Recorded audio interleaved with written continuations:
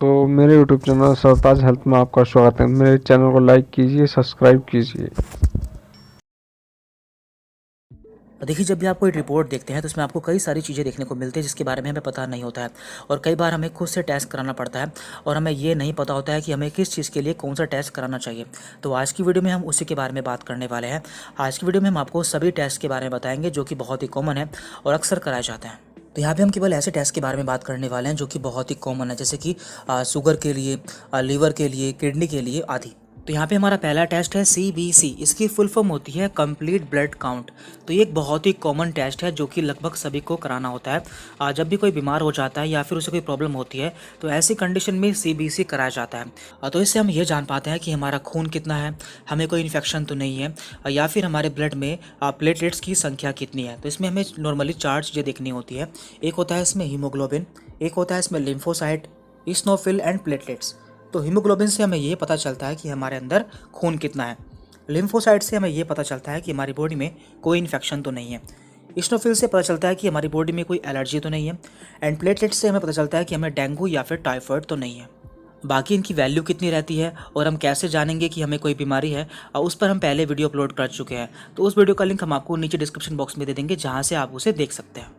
यहाँ पर हमारा दूसरा टेस्ट है लिपिड प्रोफाइल और हमें ये इसी नाम से कराना होता है। नॉर्मली हम इसमें 2 चीज़ें देखते हैं।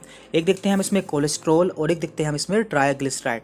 देखिए, हम इसे कब कराते हैं? ऐसे लोग जो कि काफ़ी मोटे होते हैं या फिर जिनमें काफ़ी वसा होती है, और या फिर ऐसे लोग जिनमें हार्ट वाली प्रॉब्लम्स होती है, तो उन्हें ये टेस्ट कराना होता है। क्योंकि कोलेस्ट्रॉल या फिर ट्राइग्लिसराइड का बढ़ जाना हमारे लिए अच्छा नहीं होता है, तो उसको जानने के लिए हम इसका टेस्ट कराते हैं।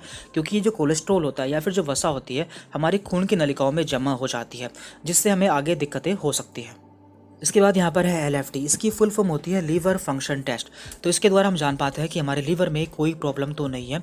तो नॉर्मली हमें इसमें 2 चीज़ें देखते हैं। Number 1 bilirubin and number 2 SGOT and SGPT।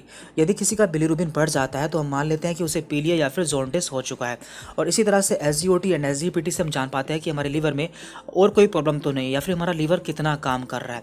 तो इस तरह से LFT से हम जान पाते हैं कि हमारे लीवर में कौन सी प्रॉब्लम है। और इसके बाद यहाँ पर है TFT। इसकी फुल फॉर्म होती है थायराइड फंक्शन टेस्ट।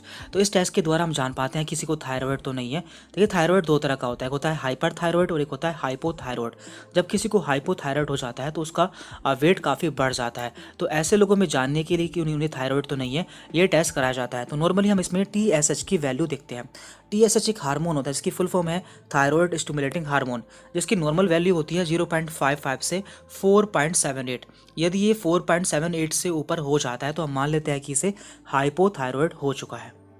अब हम बात करते हैं शुगर टेस्ट के बारे में, यानी कि ऐसे लोग जिन्हें डायबिटीज़ या फिर शुगर होने की संभावना रहती है तो उनमें कौन से टेस्ट कराए जाते हैं। तो उनमें 3 तरह के टेस्ट कराए जाते हैं। एक होता है फास्टिंग, एक होता है पोस्ट पेरेंटल यानी कि PP, और एक होता है HbA1c। जो फास्टिंग होता है ये टेस्ट खाली पेट कराना होता है और इसमें जो वैल्यू होती है वो 100 से कम आती है। इसके बाद है यहाँ पर PP यानी कि खाना खाने के 2 घंटे बाद। इसमें जो वैल्यू होती है 140 से कम होनी चाहिए। और एक होता है HbA1c। इस टेस्ट के द्वारा हम जान पाते हैं कि हमारी 3 महीने की शुगर कितनी रही है, और इसमें जो वैल्यू होती है वो 5.7 से कम आती है। तो यदि इतनी वैल्यू आती है तो हम जान पाते हैं कि इस पेशेंट को डायबिटीज़ या फिर शुगर नहीं है। इसके बाद यहाँ पर है KFT यानी कि किडनी फंक्शन टेस्ट। इस टेस्ट के द्वारा हम जान पाते हैं कि हमारी किडनी में कोई प्रॉब्लम तो नहीं है। देखिए, जब भी हमारी किडनी में कोई प्रॉब्लम होती है तो हमारी बॉडी में स्वेलिंग यानी कि सूजन भी आ जाती है। तो इस टेस्ट से हम 3 चीज़ें जान पाते हैं, एक क्रेटिनाइन, एक यूरिया एंड एक यूरिक एसिड। तो ये तीनों क्या होते हैं? ये तीनों हमारी बॉडी में बनने वाले वेस्ट मटेरियल होते हैं जिन्हें हमारी बॉडी से बाहर निकलना जरूरी होता है।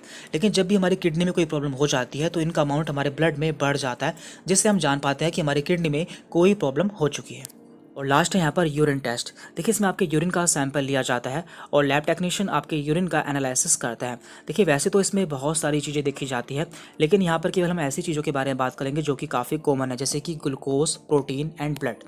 यदि किसी के यूरिन में ग्लूकोज देखने को मिलता है, मीन्स उसे डायबिटीज़ की प्रॉब्लम हो चुकी है। Number 2 protein.